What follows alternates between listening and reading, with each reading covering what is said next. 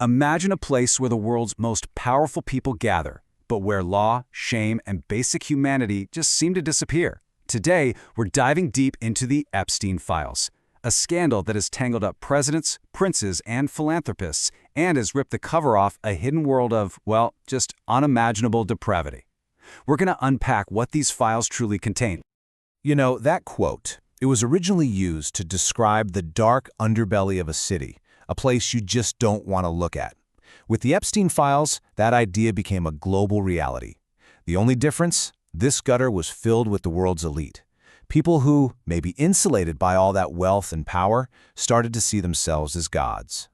And recently, the lid was just blown clean off this hidden world. See, what we call the Epstein Files isn't just one single document. We're talking about millions of pages of court records, witness testimonies, and private communications, all unsealed as part of ongoing legal battles. And as the details started to spill out, it left a lot of us with a really disturbing thought.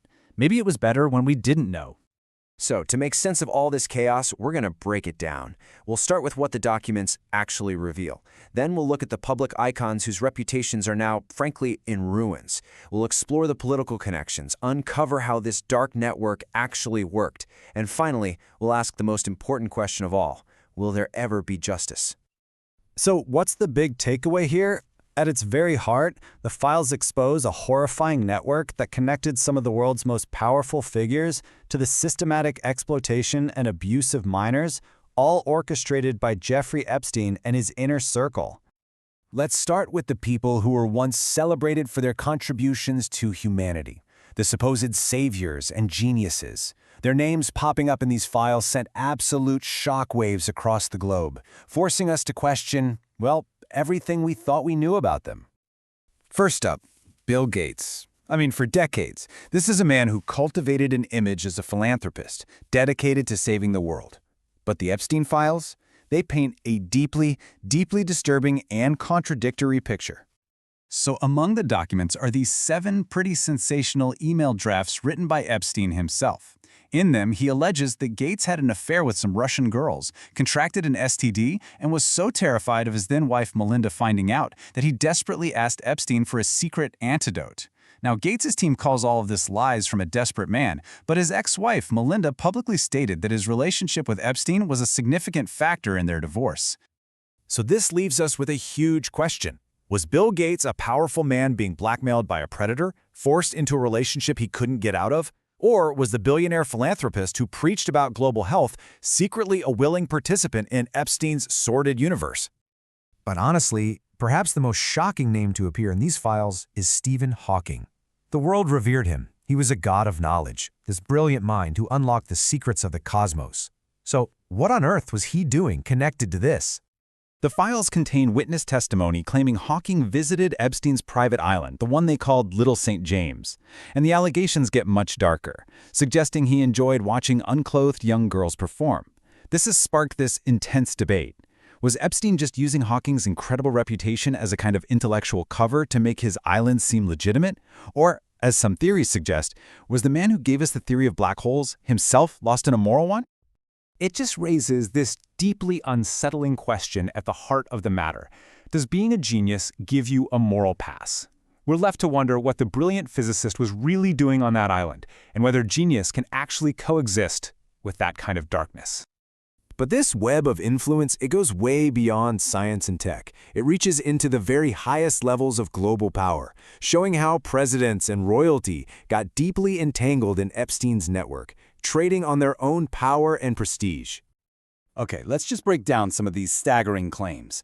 For Donald Trump, his name shows up over 1,000 times in flight logs, and those logs are critical because they place people on Epstein's private planes flying to his properties.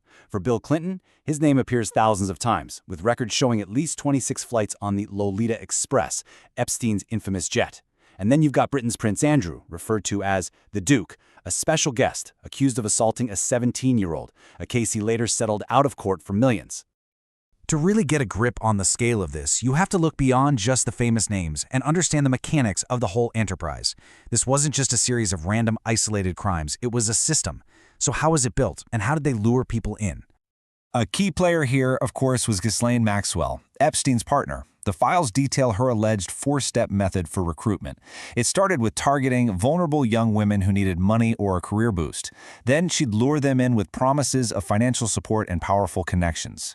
The entry point was often an arrangement for them to give Epstein a quote-unquote massage. And finally, she would allegedly participate in the exploitation herself, a woman preying on other women and girls.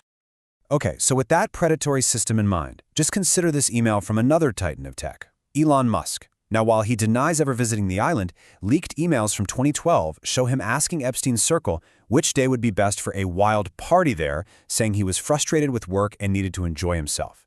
It just begs the question, in a place built on exploitation, what exactly did a wild party even mean? But, it wasn't just about parties. A central part of this whole operation seems to have been control, and the primary tool for that control was blackmail. The island, his homes, they all had eyes. And this control, it went deep. Employees and investigators have confirmed a pretty sophisticated blackmail infrastructure. We're talking secret tunnels, hidden cameras in every single room, recording devices literally embedded in the walls, all designed to capture compromising material of his powerful guests. And this raises a chilling possibility. Were these people just visiting willingly, or were they being blackmailed into coming back, trapped in the web?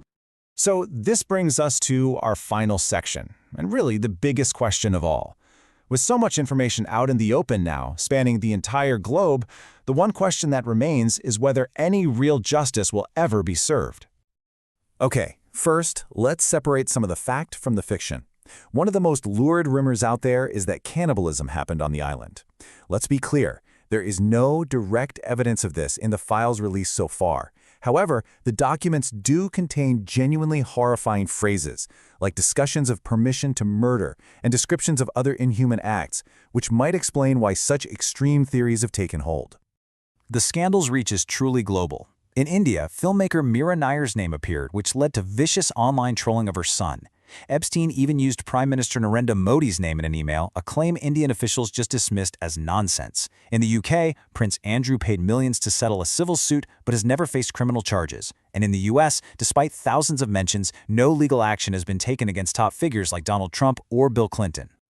So a clear and, honestly, a really frustrating pattern starts to emerge from all of this. The powerful are being named, their alleged actions exposed for the entire world to see, but they are not being charged. Look, this is more than just a list of names. It's a story about the systems that protect the powerful and the trust that gets shattered when those systems fail. The truth is coming out, piece by painful piece, but justice remains elusive. And so we're left with this final, haunting question. The files are open, but in a world where wealth and influence seem to be the ultimate shield, will a powerful ever face true justice?